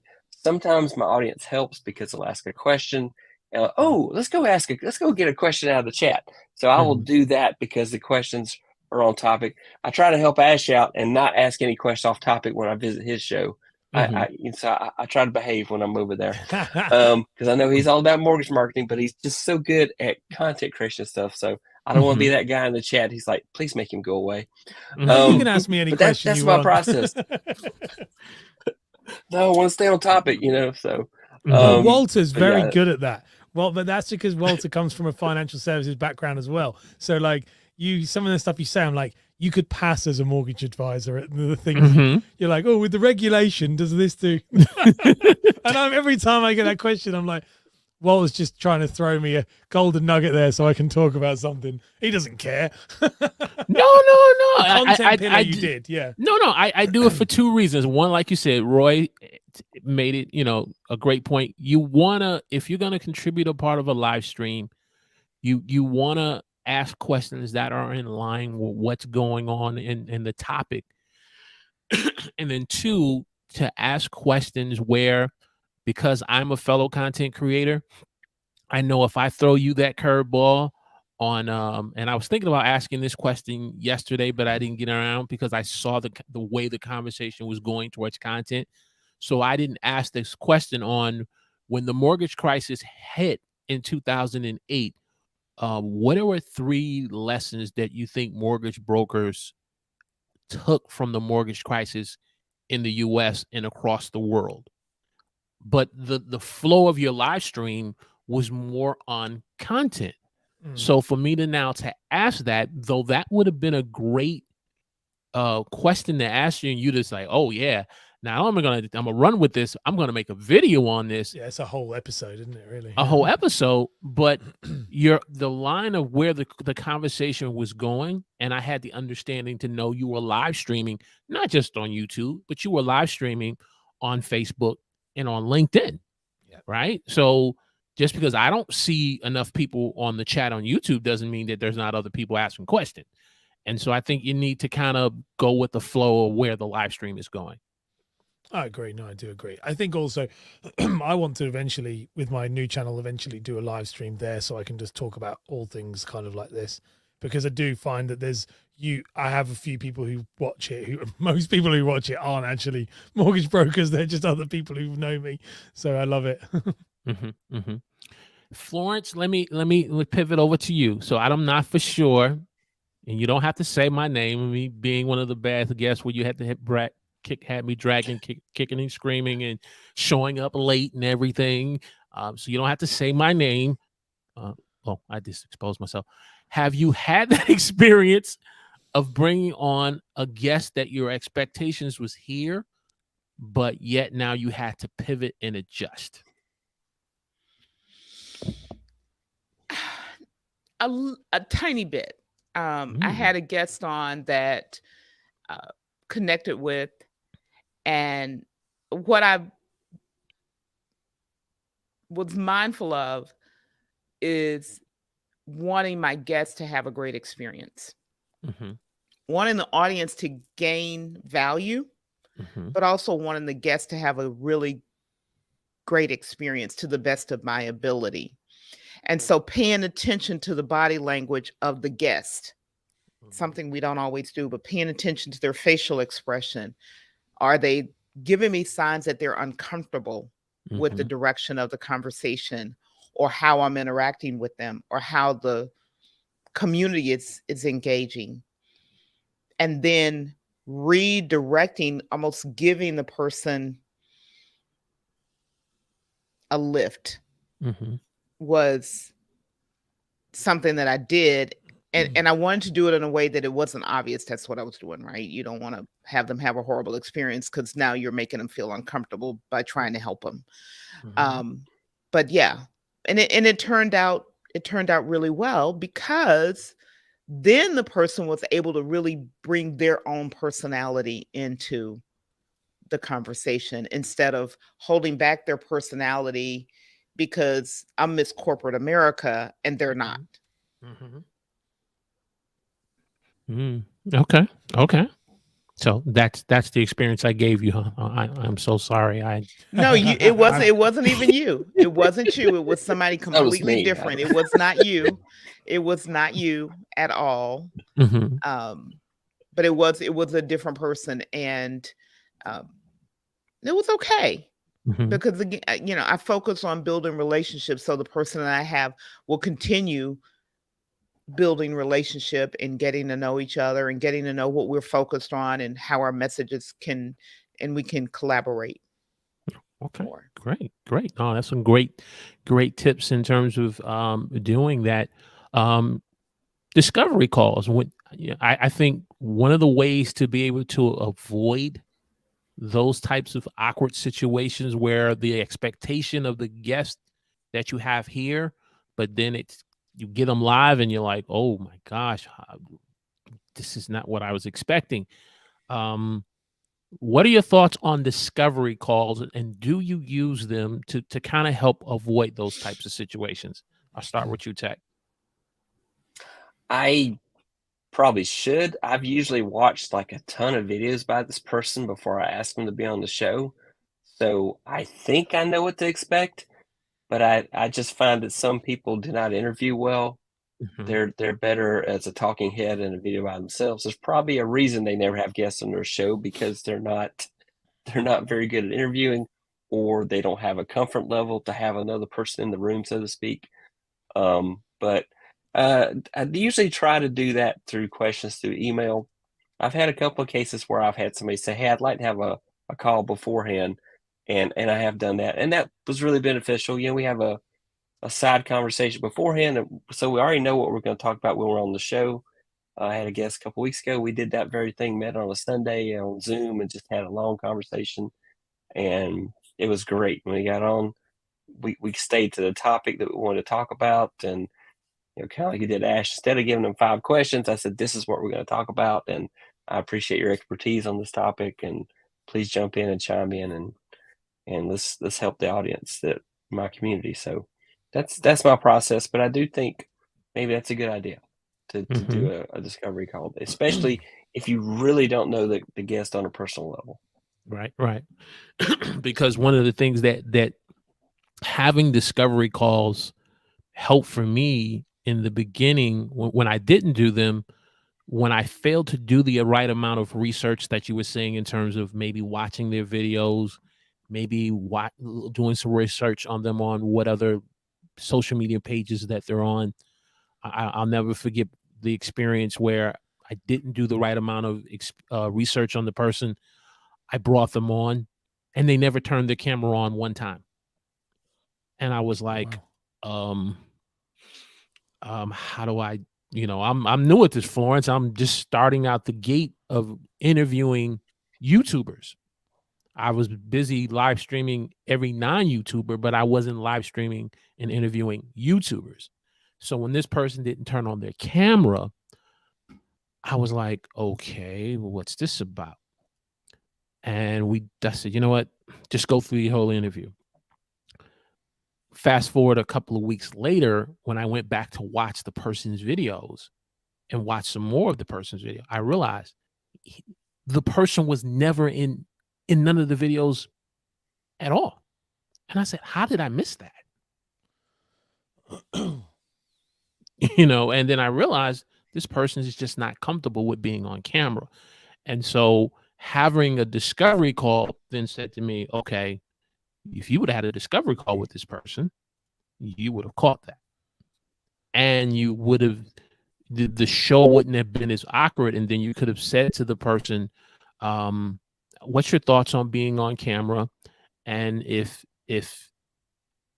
that's a challenge for you, what can we do so that way we can make this as comfortable as, maybe give me a profile picture of yourself, a real good quality profile picture of yourself. We would have been able to find some other alternative ways so that it wouldn't have been an awkward experience for the viewers, for myself, and the guests themselves. And so a discovery call. Ash, what's your thoughts on discovery call? Have you ever kind of had that type of experience, and how were you able to to remedy it? So I don't do discovery calls now. I haven't done them for a long time. The reason being a bit like you, Roy. When I interview the person, I kind of know. Well, it's going to sound right. I'll be very honest. If I'm interviewing somebody, I kind of know what they're doing beforehand. Mm-hmm. And a lot of the times, if I'm interviewing somebody for my mortgage one, they might not always be something I'm that interested in, but I know my guest might be in. So it's I know my audience will be. So it's a different thing because it's a business one. I also find that when I do discovery calls, I often ends up just being an interview. And then at that point, then I find that I find nothing worse for myself than asking somebody a question I already know the answer to. Mm-hmm. I find that really hard. So my best interviews are normally organic. But the way I get around that is I actually never live interview somebody, which is really straight. So I always live stream my interviews. I live stream everything myself solo, but I very rarely, unless they're a client, and that's normally you'll see if they're a client, I'll live stream with them because I know them. But if they're not a client, I won't live stream with them. I'll pre-record it and then it airs as a live stream, because I just don't leave that stuff to chance. Because the one thing so to add on what you were saying, the one thing I learned, which it took a long time to do this. I'd be interested to hear what you think about this, Roy, and you as well, Walter, from somebody who's interviewing a lot, is for a long time, I thought because I'd interviewed that person, I had to put that out because they'd given me their time. Mm-hmm. And actually, I had to get comfortable with this idea of going, no, just because you've given me your time doesn't mean that it might not be the right fit. And actually, and there was quite a few. I've had a few episodes where especially less on the mortgage side of things, but more on when I was doing the Content Creators Hub, or Personal Branding 101 is what it was called originally. That show, though, I had some people on where I'm like, I have no idea why, if anyone would be interested in this, at all. So yeah, that's bit me a few times. I've one time as well with politics. People jump into politics, and I'm like, no, and it keeps going. And I learned that the mistake is it was live, and I just and that was live, and this particular individual went very much into lots of political things. I'm a very apolitical person in general, let alone on my show. And that was the first time that was the lesson for I'm going to interview everybody beforehand, as in so I don't do a discovery call per se, but I guess you could probably say that the discovery call is the non-live podcast that is created, so I can then, and I just get it lost. And quite often, a lot of them have disappeared. I did have one recently. They won't watch this, so it doesn't matter. But I interviewed a few of my competitors. Because I interviewed a few of my competitors, and I thought that I'll interview my competitors because I believe in abundancy. I'm a very niche provider. I have a waiting list, and if I can give them a platform to show how great they are or what they do, because there's only a few of us, and also just I like that. I like to be able to lift other people up if I can, but that requires them to actually give value. And the issue I found was that they just got on the show, and because the show is quite good, they just started pitching the whole time. And I ended up, it was like a 40-minute interview, and I did it with 3 people did it. They just, and that was really strange. I've never had that before, because I've never had a show where I was the top show, where the mortgages I am now. But like, and that was really bizarre. I didn't really know, that was really awkward. I didn't really know how to deal with that, because I had these episodes in the bank ready to live, and I was like, and they were messaging, when is it coming out? When is it coming out? And I was like, I don't really know what to say. Like, you just spent a whole hour like pitching, and what I wanted was them to come on and demonstrate how knowledgeable they were, so that actually at the end I would pitch them and say, go to work with them, they're really good. So that was a very strange experience. So a discovery call probably would have helped in that scenario. But that was a weird one. Okay, perfect. Hey, go ahead, Florence. The floor is yours, ma'am. I'm sorry. One of the things, Ash and Roy and Walter and community, one of the things that one of my guests shared with me is, and I did it, but I'm refining it. And that is, when I invite the guest, explain to the guest what the value proposition is for the show or the interview that you're asking. What is it you want your community to walk away with when they're there, when they're giving their time? And for those of you who've been on as a guest, I'm really big on promoting you myself, letting you know that that's what I'm doing in the live stream before and even after. And so I make sure that the guest, and I want to get even better at that, the guest knows that that's what's going to happen, so that they don't feel the pressure of, I've got to promote who I am.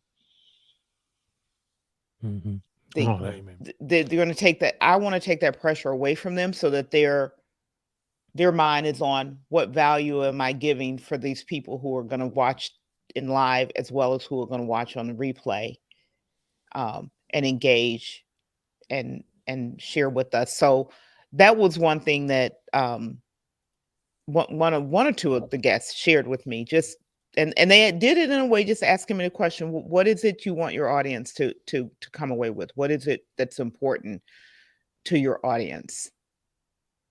No, that's huge, and I could tell you firsthand in experiencing that from you, and it kind of encouraged me as I look at revisiting and bringing on guests in 2023 for a period of time. I just haven't picked the quarter that I'm going to look to do that, but like you said, bringing on a guest or guests where they can understand what the core values of the show is, and what the expectations that how you would want them to come on, and you're handling the promotion part, doing all the heavy lifting, it will just enhance the relationship. So I can definitely say, your strategy and process is definitely gold. It's definitely gold.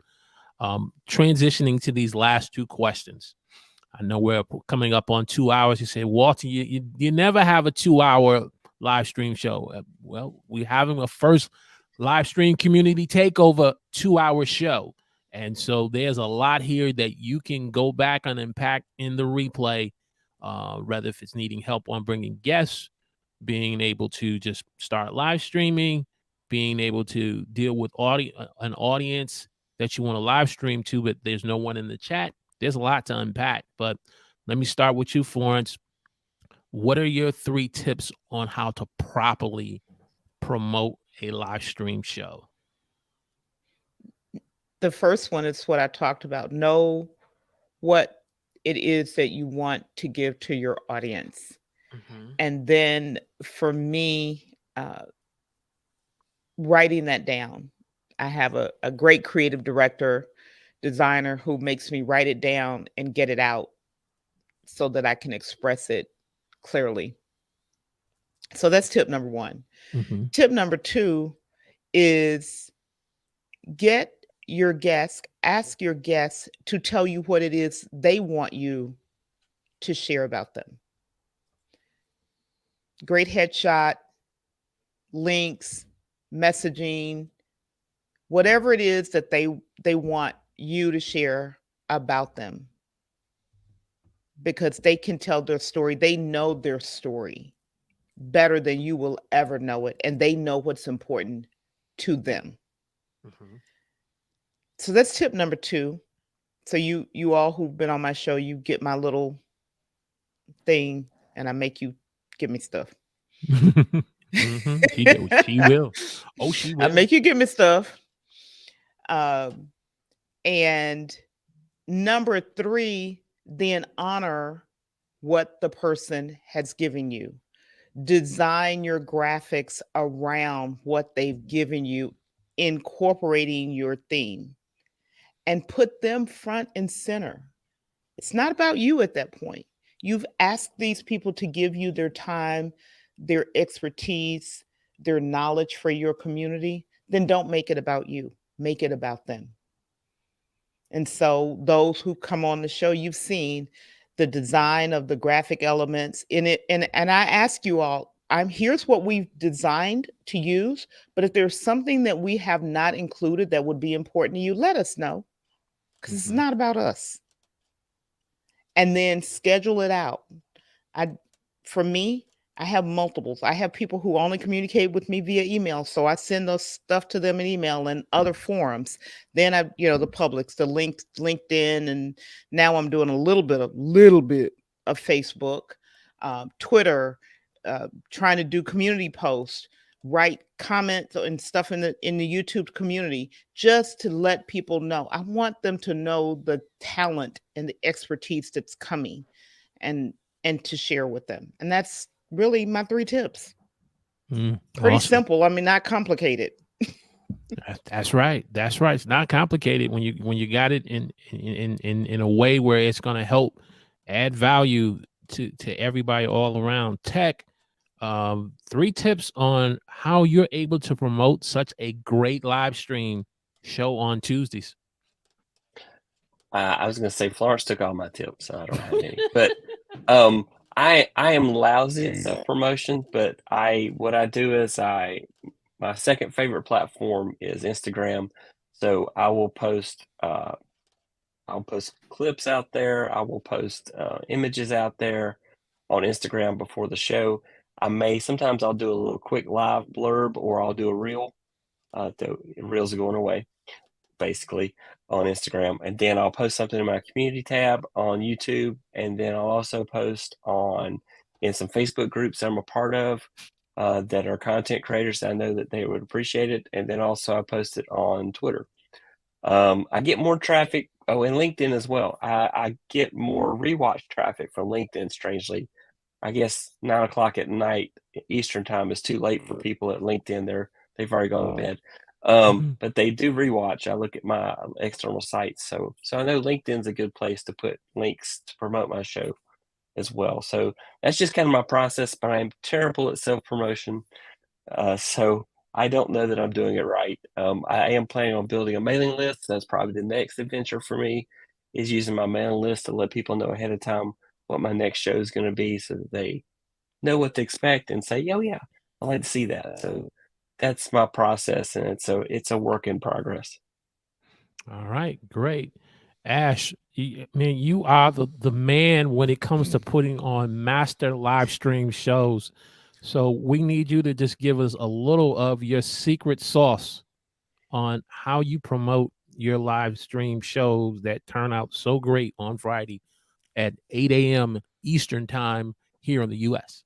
Thank you. Yeah, no. So most of you guys are taking all the best ones, so that's really, really good. It's literally the same thing. How do I do it? I think it's the same thing as everyone else. Just consistency. So I make sure that I show up every week, even though that's the biggest one, because if you don't show up, doesn't matter how much you promote it, people will remember. That's the thing I've found, is that if you don't show up 1 week or 2 weeks and you do it consistently, doesn't matter how much you promote it, they'll remember that you didn't come, and then they'll stop coming, which is quite crazy, but it's very true. If you miss a week, it really does hinder. And if you miss 2 or 3 on the trot, you're practically restarting after a month, I think. And because then that leads, and the reason why I say that is that's probably the most important thing, because then when you market, you advertise it. So you do, for me, what I do is I promote it all the way through my podcast through the week. So I always I have adverts that run through my podcast pretty much every single day. I have stuff on the ends of every episode saying be sure to tune in on Friday. So it's trying to create hype around it. I think if you don't create hype around your show to your specific audience and for a reason for showing up, then they won't. And I think consistent time is vital. And then from there, it's just posting about it on the day. So on the day, I schedule it like in the morning, share it on all the socials, and then and then what I try to do is I try to encourage people to buy, silly as it sounds, to buy coffee. I do the buy me a coffee thing. And the reason I do that is not for the money, but purely because then I can promote it afterwards. And so I'm always looking at how can I promote today's show, like yesterday's show is going to be promoting next week's show. Really, it's all about it's not really about trying to get them to come today, but it's about what they do. And so one thing I like to do as well is if I have any questions, I save the questions. And when the stream is over, and that's one of the reasons why I love it when Waltz asks questions, is when the stream is over, I just make sure there's a black screen, and then I bring up the question and I just screenshot it, crop it, and then I use that stuff sometimes through the week for content, and it has that person's name in it. And I say, here is a question that we got from the Mortgage Marketing Live show. And what that does is creates this feeling of, if I want to be shouted out and acknowledged, then I really need to go to this show. And so it's quite good. That's how I've done it. And it's worked really well. Yeah. Great. So how can viewers learn more about you as a content creator, find out about your YouTube channel, and work with you, rather if it's for this case, Podcaster Creator Hub, or if there could be a mortgage broker who has been checking us out this morning, maybe or on the replay, how can they get more information and about what you're doing? Yeah, best place to go is to Podcast Creators Hub, which is a YouTube channel, daily content coming out there at the moment, all around podcasting, currently focused very heavily on solo podcasting for the next 2 months. Then, which we will be doing live podcasting, so I'll definitely have to get some of you guys in at that point to talk about that. But go to there, and if you're interested in mortgage stuff, then just search Ash Borland. So Ash Borland, everything under that brand on YouTube is all mortgages, and everything under Podcast Creators Hub, and it's completely separate, faceless channel, so to speak. It's not faceless, but my face isn't on any of the thumbnails or anything. Two differences. So they're the best places to go. All right, great. We're going to just drop you in the green room right quick. Ash. Oh, well, we did Ash. Tech, tell us how individuals can get more information about the Tech Troublemaker live stream show and some of the great content that you are working on upcoming, and where can they find you? Yes.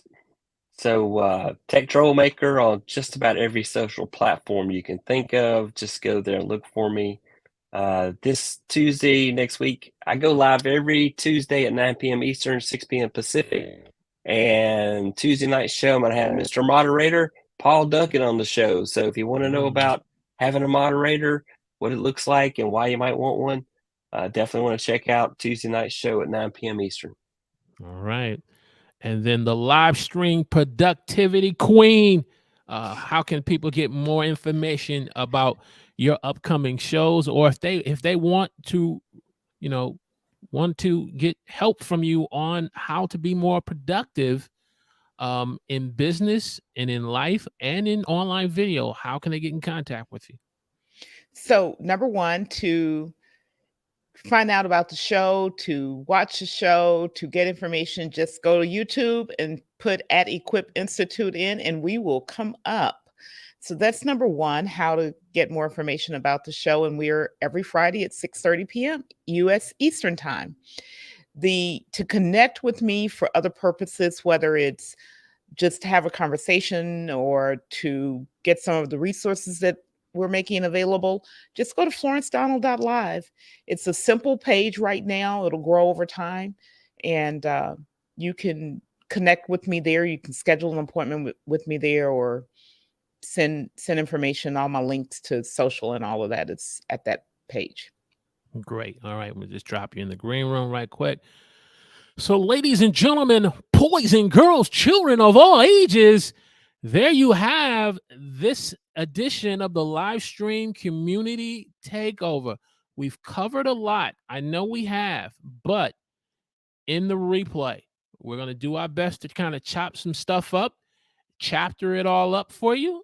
And, but whatever you need, from being able to do a live stream with no audience, starting out, to live streaming and bringing on guests, how do you bring on more established YouTubers or video influencers and you're a small channel? It's all there for you and more in the replay. And so I want to thank each and every one of my Huddle community guests for being on a part of the live stream takeover this morning. And I want to thank also Frank, Joshua, and those who are just watching and listening, but you didn't engage in the chat. I acknowledge you. As they say in wrestling, with the tribal chief, the head of the table, I acknowledge you for you taking time out your schedule to listen to this live stream, to watch this live stream, though you never engaged in the chat at once. But I'm looking forward when the time comes when you're ready to make yourself known so we can help you take things to the next level. So again, if you haven't clicked the like button, make sure you hit that like button, share this live stream, and subscribe to the channel. And we will see you next week on the Huddle.